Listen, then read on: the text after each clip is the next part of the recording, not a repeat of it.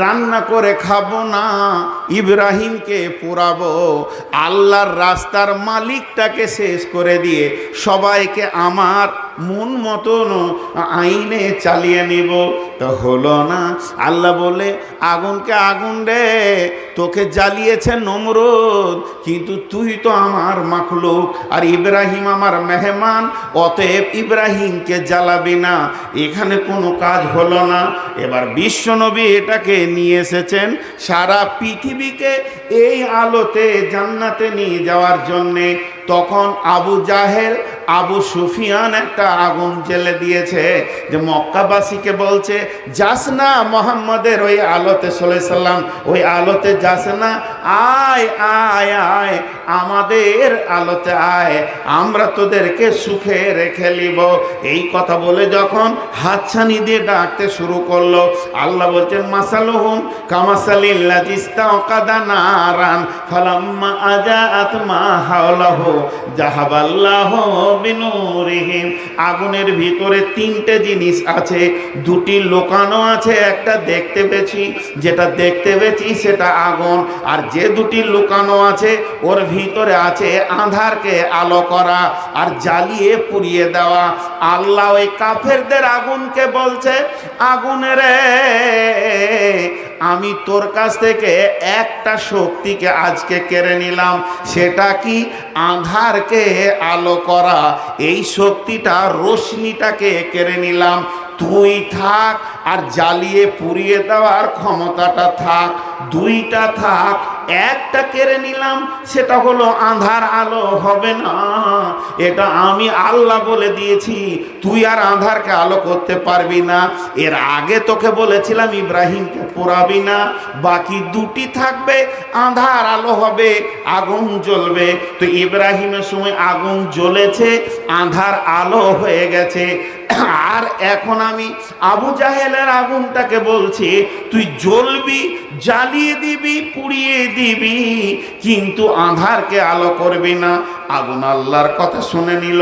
ওদের আগুন যখন দাও দাও করে জ্বলতে শুরু করলো, ফালাম্মা জাত মা হাওলাহু, তারা সে আগুনের কাছে এলো। এবার রাস্তা দেখতে পাবো, কিন্তু আঁধার আর আলো হচ্ছে না। একে অপরে বলা বলি করছে, আগুন তো জ্বলছে দেখতে পেয়েছি, তা আঁধার তো আঁধার রয়েছে কেন? তাহলে এবার হাতটা দিয়ে দেখি আগুনটা আগুন না অন্য কিছু। যেই আঙুলটা দিতে লাফিয়ে উঠছে, ওরে বাপরে, পাওয়ার কি রে, জ্বালিয়ে দিলে রে, তা আঁধার কেন আলো হচ্ছে না? আল্লাহ বলতে চাইছে, ওই আঁধারটা আলো হবে না, ক্ষমতাটা আমি মেরে দিয়েছি, তোদের করার কিছু নাই। ওর ভিতরে আলো নাই। তার মানে এক কথায় সাদা বাংলায় বুঝেলেন, আমি যে আইনটা করে রসুলকে দিয়েছি তোদেরকে দুনিয়া আখিরাতের সুখ, এর ভিতরে আলো আছে, এর ভিতরে শান্তি আছে। আর মানুষের তৈরি করা আইনের ভিতরে আলো নাই, শান্তিও নাই, অতএব ওই দিকে তোরা যাবি না।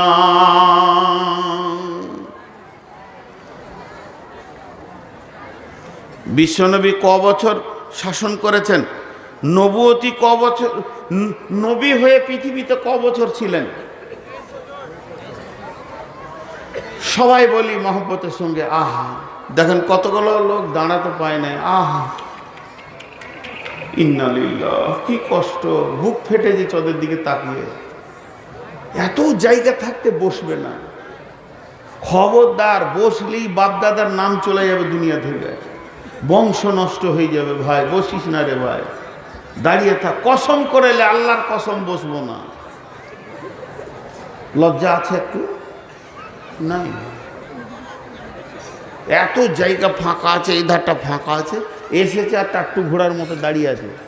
ভাত টাত মনে হয় পাইনি, এবার খাবে। খাবার পেলেই মারবে টান, পান ভরে নেবে, সিগারেট নিয়ে নেবে, মার টান ঘর।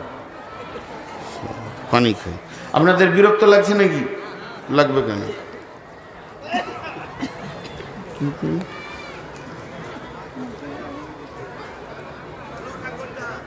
হ্যাঁ হ্যাঁ, তো আমার কথাটা এবার আসেন, মেন বক্তব্যের দিকে কাছে আসছি।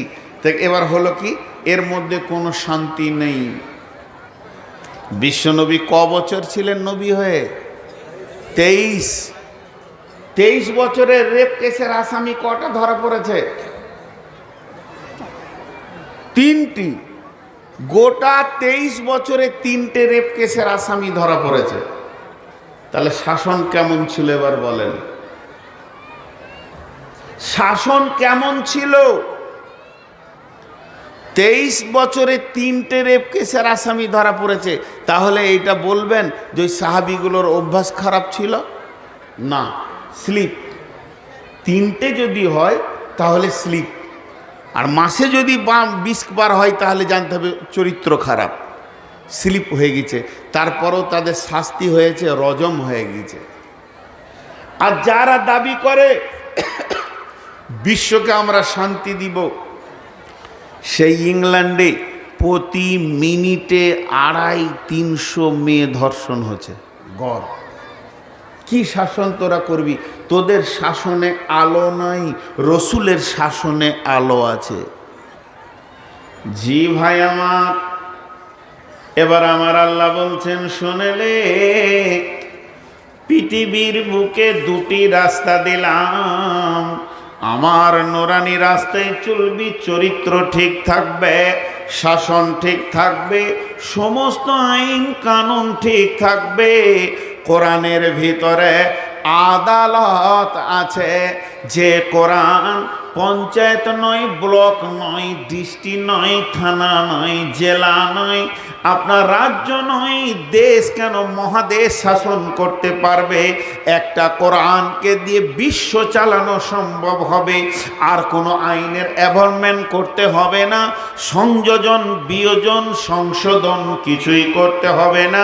ফিহা কুতুবুন কাইয়্যিমা, আমার আল্লাহ বলছেন তোদের চলার জন্যে আমি প্রতিষ্ঠিত কিতাব দিয়েছি। কোনো একটা আয়াতের দিকে আঙুল তুলে বলতে পারবি না এটা বর্তমানে চলবে না। হে আমাদের রব, এটাকে অ্যামেন্ডমেন্ট করে দেন, এটাকে আপনি কোনো একটা ব্যবস্থাপনায় সংশোধন করে দেন। ভারতের আইন দিন রাত লিপিবদ্ধ হচ্ছে, দিন রাত চেঞ্জ হচ্ছে।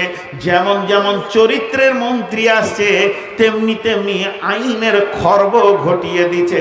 আজকে ভারতের সংবিধানকে যদি সামনে আনা যায় আর মোদিকে যদি আনা যায়, এ গরুর বাচ্চা গরু, একটা আইন কোরআন মানে ভারতের আইনকে মানছে না, সংবিধান মানছে না, বেলাইন বেহায়া বেলিল্লাহপনা চলছে। অতএব বন্ধুরে, আল্লাহ তাবারাক ওয়া তাআলা বলছেন তোদেরকে আমার নবীকে দিয়ে আমি একটা সোজা রাস্তার ব্যবস্থা করে দিয়েছি। এটা হলো আলোওয়ালা রাস্তা।